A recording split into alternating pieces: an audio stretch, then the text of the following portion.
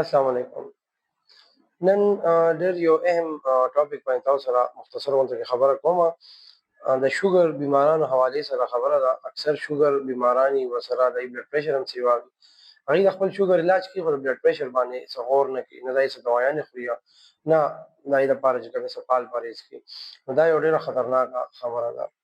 زما نوم ډاکټر مهران دی، زه یو شوګر سپیشلیست ډاکټر یم او آنلاین میډیکل کنسلټیشن هم خپل پیشنټس ته ورکوم او په مردان کې فزیکل کلینیک هم کوم. په دې نمبر باندې تاسو ما سره کنسلټیشن لپاره خپل سلاټ بک کولی شئ.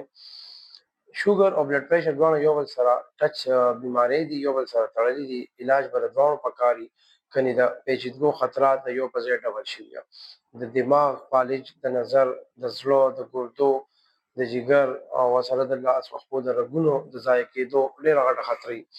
بعضې دوايانې د شوګر داسې وي چې هغه د بلډ پریشر بیمار دپاره بدلول پکار وي، یا بعضې د بلډ پریشر داسې دوايانې چې هغه د شوګر دپاره شوګر بیمار دپاره هغه بدلې وي. دا ټول به تاسو ته خپل یو ډاکټر وي، یا چې کله تاسو هغه سره خپل کنسلټیشن کوئ هغه به تاسو ته وخت په وخت خپل پراپر یو پلان درکوي.